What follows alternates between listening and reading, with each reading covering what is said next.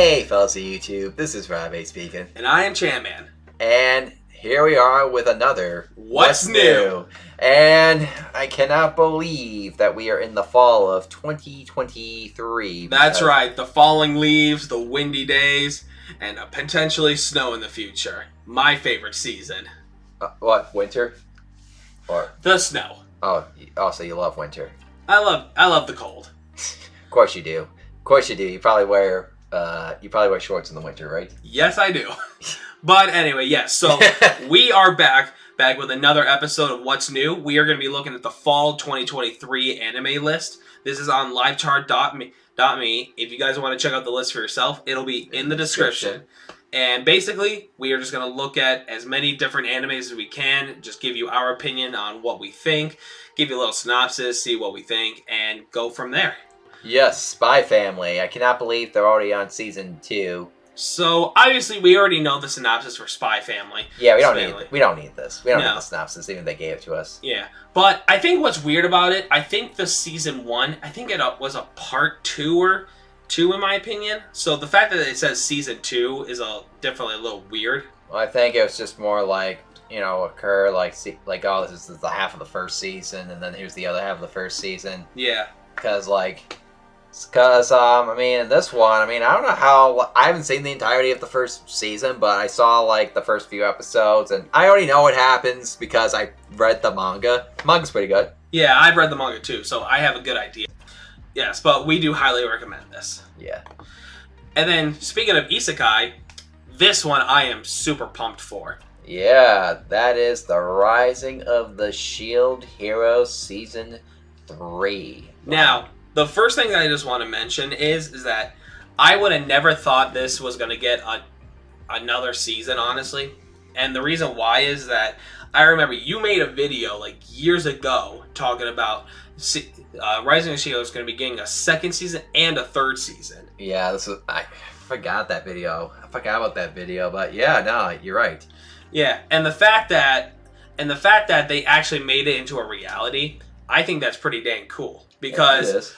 I remember the first season. I did watch all of it. It was fantastic. Fantastic. The other 3 heroes can eat shit, in my opinion. but no. I think that's the point of the series. You're not supposed to like them. Yeah, but the Shield Hero now, Fumi, Raphtalia, Philo, Melty, and then some other new characters, they've all just really been... Each one has just been spectacular. And now with Season 2, I don't remember a lot about Season 2.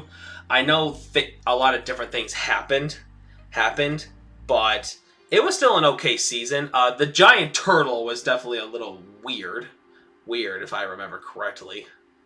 But then now this one with Season 3, I think, if I remember correctly with the previews, it's more of now they're undercover and they're trying to rescue more of the human animal people. Yeah. And bring them back to their new village to help them. Okay. So basically they're now still traveling around helping to free the slaves, I think. But that's all I really do know of it. But, alright, so next one we're going to talk about is the Dr. Stone New World Core 2. So basically this is a second part to the 3rd season of Dr. Stone. So basically this is a continuation of the 3rd season where basically now they're all on a pirate ship and they're now trying to explore more parts of the Earth now. So it went from Dr. Stone to One Piece? Sort of. Yeah, sort of. Basically now they're, because they want to still discover if humanity in other regions of the world are still alive and not in stone.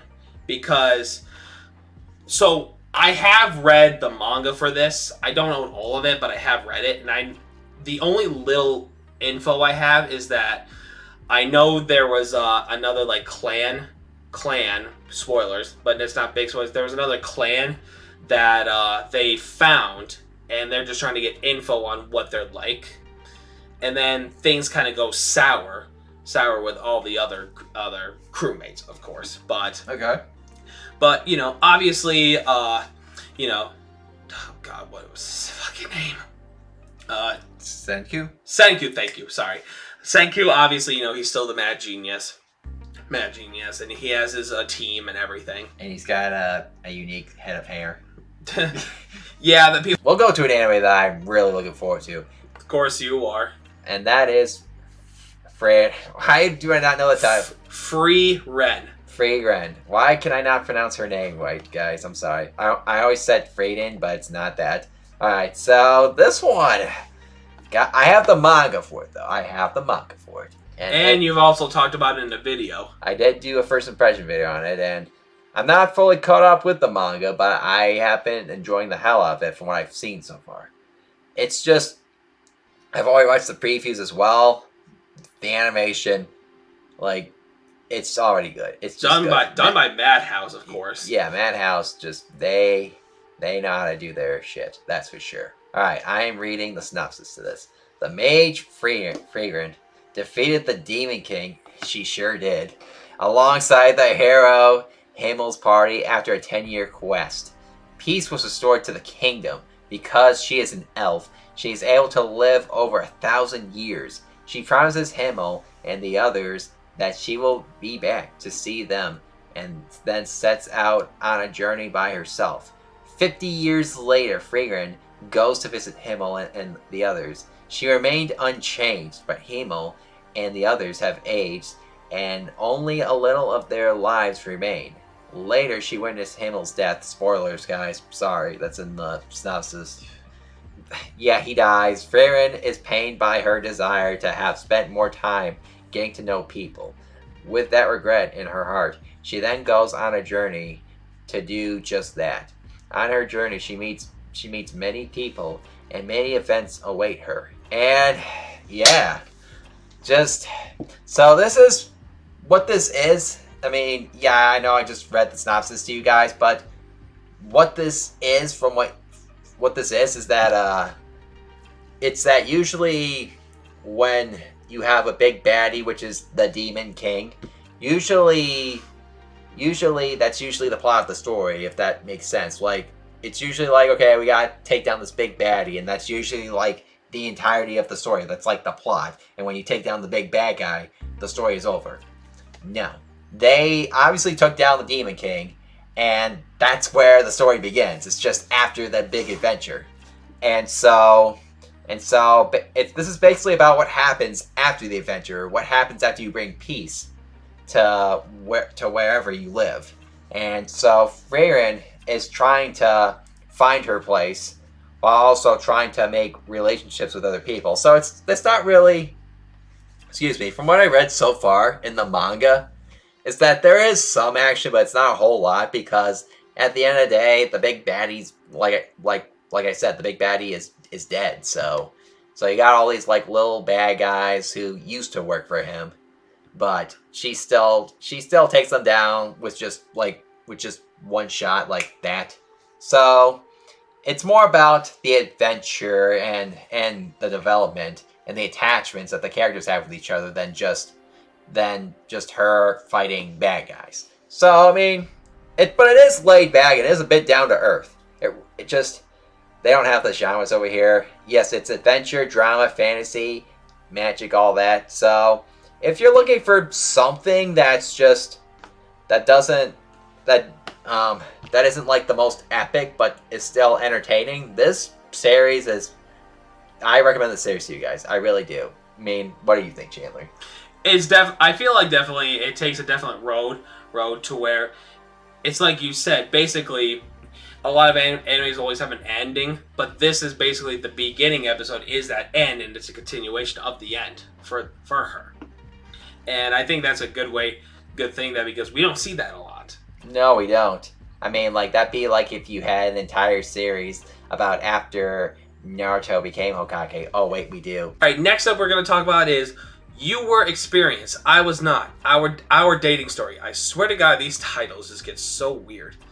This is a romance school done by Studio Engi. Did you come up with this title, Chandler? I wish.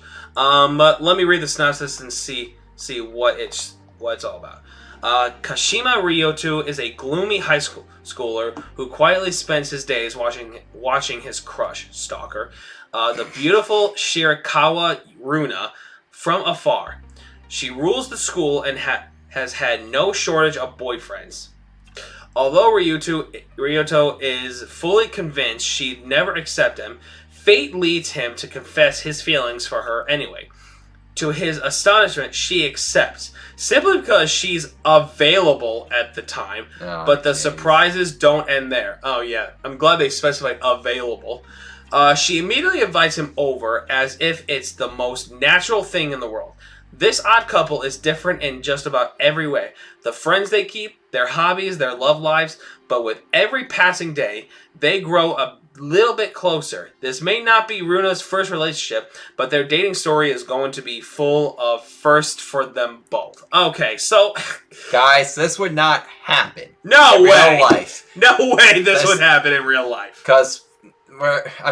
Chandler and I, when we were in school, we weren't like losers, but we weren't the most popular, so there's just no way in hell that we would end up with the most popular of girls in our school. Just no way. Just no way. And the fact that the fact that they said the girl accepts him because she's available. Like, the fact that he abbreviated available, that's just like, yeah, I got basically nothing to do. Sure, we'll go out. I'll give you a try. I'll give you a chance, maybe impress me or whatever, and then it's just like, oh yeah, all of a sudden I'm starting to actually feel something. No, that's not how it works, guys. Alright, next one.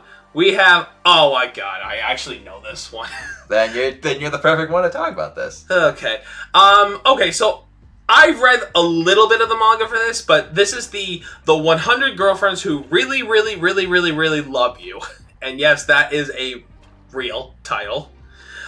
This is a comedy harem love polygon romance school seinen, and this is done by Biberi Animation Studios, which, if I remember correctly, this is the studio that did season 2 of the Quintessential Quintuplets. Biberi. Biberi.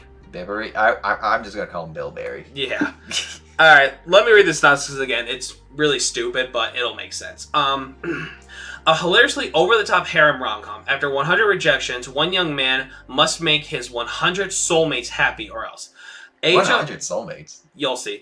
Eijo Rantaro has asked 100 girls out and struck out every time. In desperation, he prays for guidance, only to be told by a god that his rejections were due to a cosmic misshape.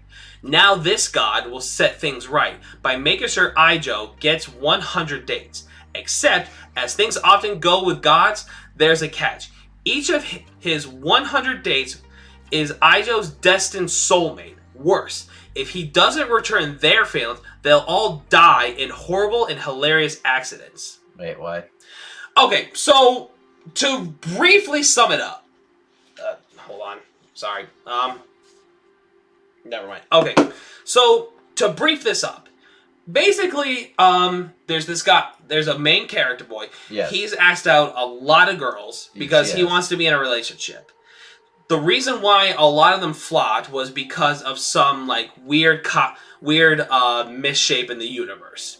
And so a different god actually gives him the ability and chance to actually now go out on dates with all the 100 girls he's wanted to before. Okay. But because of a penalty of all this power comes consequences. Yes. And the consequences are if he doesn't do that specific feelings back for each of the girls, they die. So he needs to get them to fall in love with him or they die. Yep. That's it. That's a twisted love story. And this is supposed to be a comedy though? Yep. Wow. Let's talk about this one because for this one, Undead Unluck, I only read the first chapter and I thought it was okay, but I wanted to read more, but then I always get distracted, guys, so... Too many series. Yeah, there is, but this one, I do have some, I think this one would be pretty cool. And this is done by David Production, which is the studio that did Fire Force. Yep, so I'm going to read you the synopsis. What happens when an unlucky girl meets an undead guy?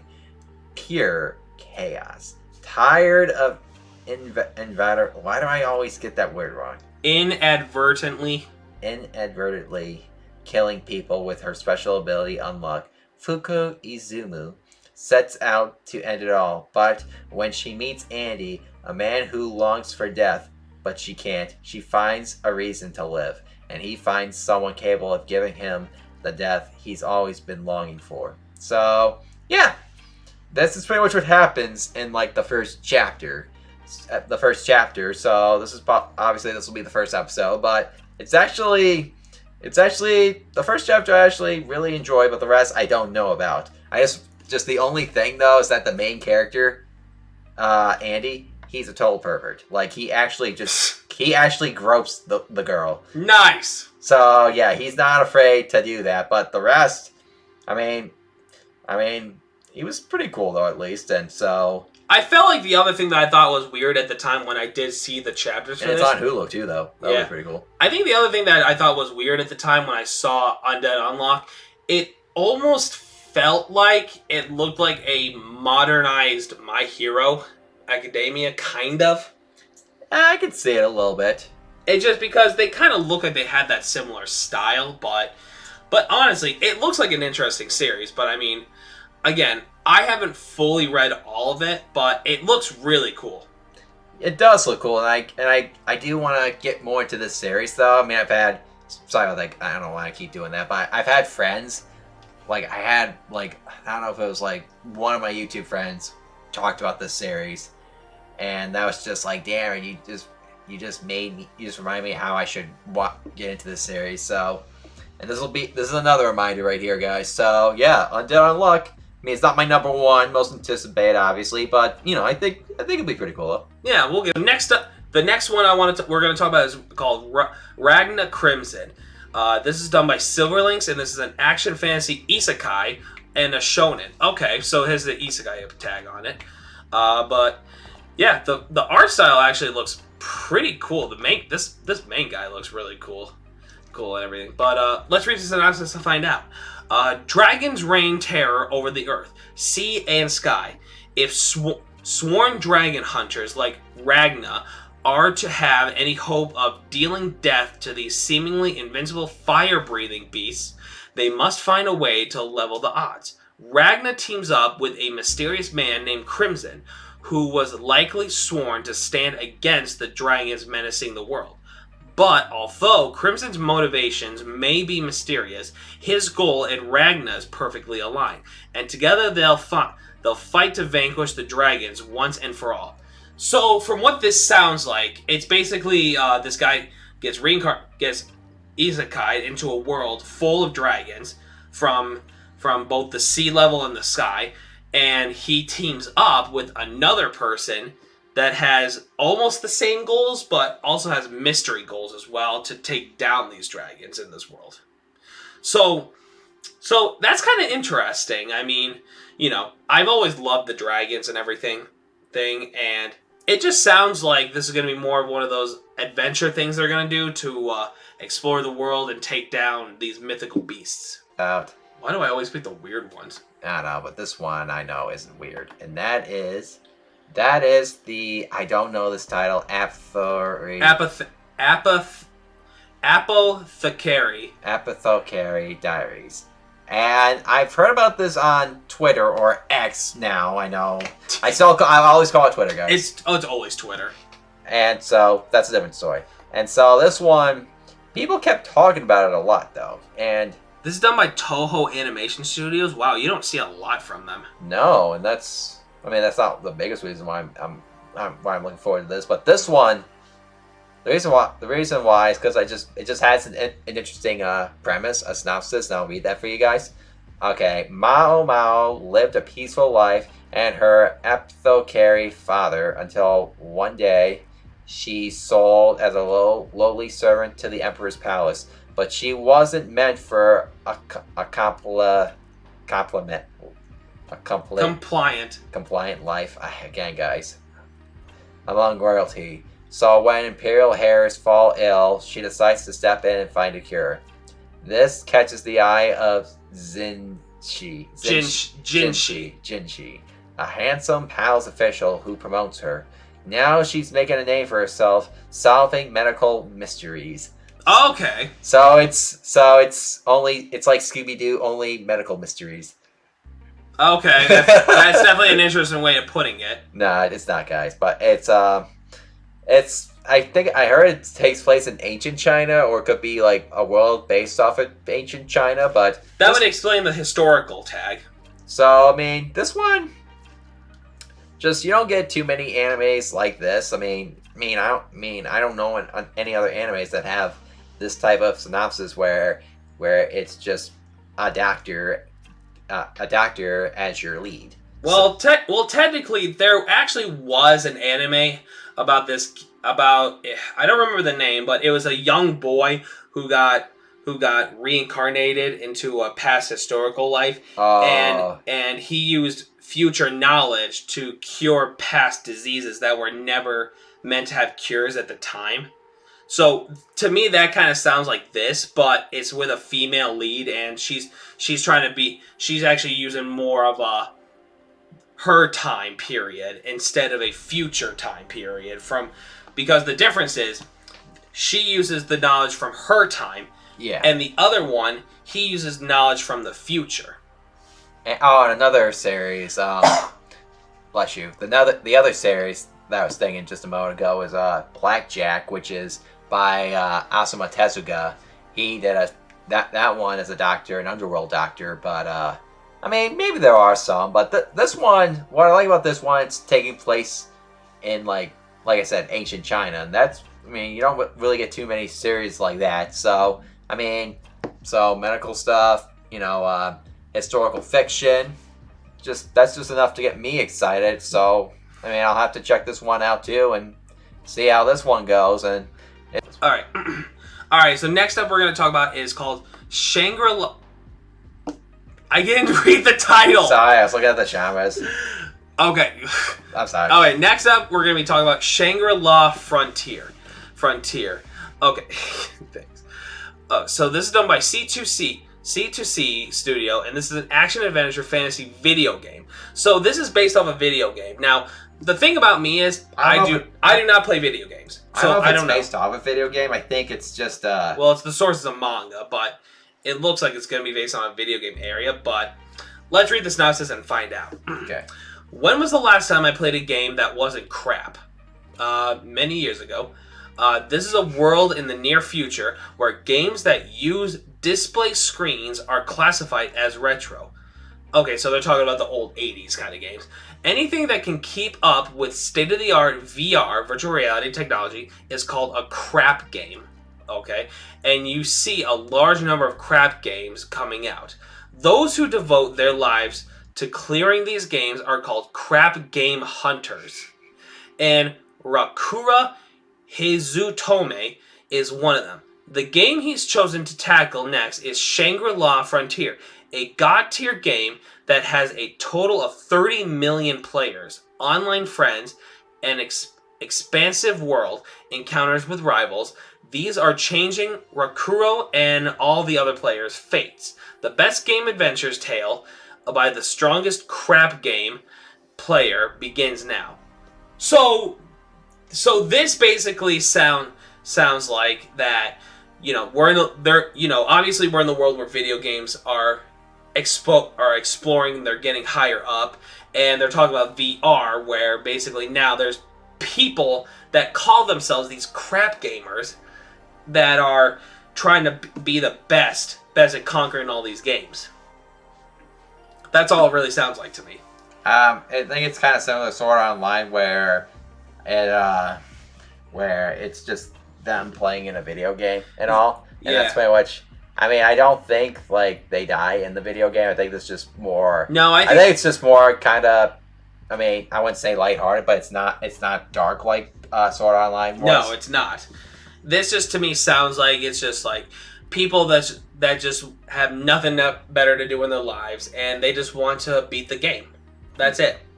All right, next up, this one I want to talk about because it's very funny, and it's Butaraba, the story of a man turned into a pig. Okay. This is done by Project Number 9. This is a comedy fantasy isekai. So you can kind of see where this is going. But this is based off a light novel. Let me read the synopsis. A run-of-the-mill otaku collapses from stomach pain after tasting raw pig liver and wakes up in a whole new world as a pig, of all things. He's helplessly trapped in his pen until Jess, a girl who can read minds, comes along and rescues him. Our porcine hero will have to work to keep his boorish thoughts to himself, but sweet Jess didn't deter. In fact, she wants to spoil this little piggy rotten. By Jess's side, it seems like life as a hog might not be so bad after all. Yet there's more to this strange fantasy world than meets the eye.